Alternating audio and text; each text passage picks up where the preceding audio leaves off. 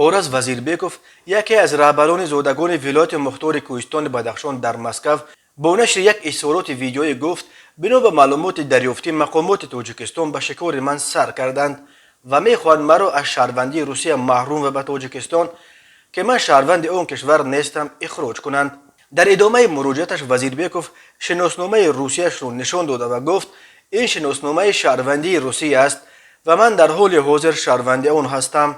وزیربیکوف گفت در شهر خوروغ به دنیا آمده است و 23 سال باز در مسکو زندگی میکند و هنوز سال 2006 به طور قانونی صاحب شهروندی روسیه شده بود، ولی در گذشته چند مورد از شهروندی روسیه محروم و سپس به تاجیکستان اخراج کردن شخصیت‌های معروف رخ داده بود.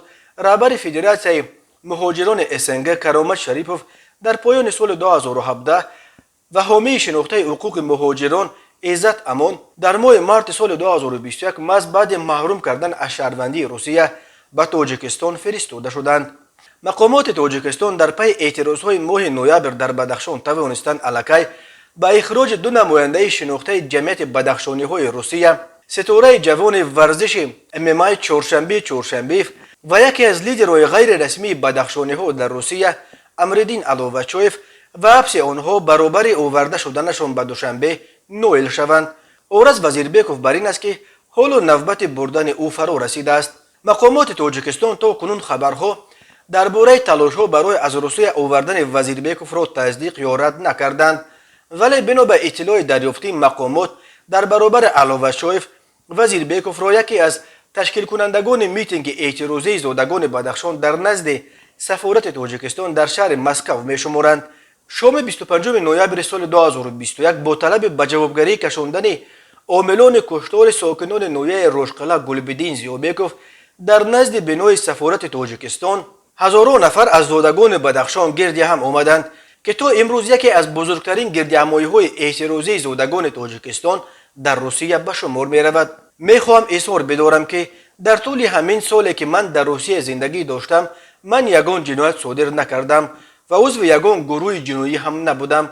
من صاحبکار انفرادی و همزمان به صورت اختیاری به فعالیت‌های جمعیتی نیز مشغول بوده کوشش میکنم تا ترتیبات را در داخل جمعیت پامیری ها نگاه بدارم. تمام فعالیت من در ماه‌های اخیر به آن روانه شده است که پیش روی حمله مقامات تاجیکستان بالای مردم بدخشان را که من هم جزء امین مردمم بگیرم. این نزد قانون‌های روسیه و نزد قانون‌های تاجیکستان، ولی چنین به نظر میرسد که برخی خیلی میخواهند که همه ما خاموش بشینیم.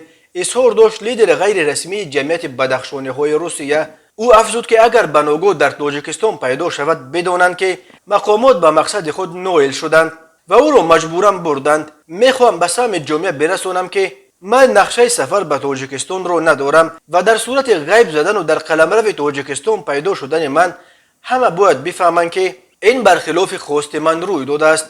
اورز وزیربیکوف در پایان اظهاراتش گفت همچون شهروند روسیه از مقامات این کشور تقاضا میکند که امنیت او و نزدیکانش را تامین کنند. اورز وزیربیکوف از محله اوپیده شهر خوروغ است و او را وارث امام نظرف یکی از لیدرهای غیر رسمی پرنفوذ بدخشان که تابستان سال 2012 کشته شد میشمارند.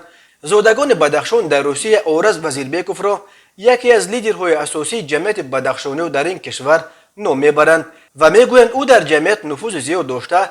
در گذشته برای حل چندین مشکل زادگان از جمله مناقشه‌ای که با چچن‌ها برخواسته بود مساعدت کرده است.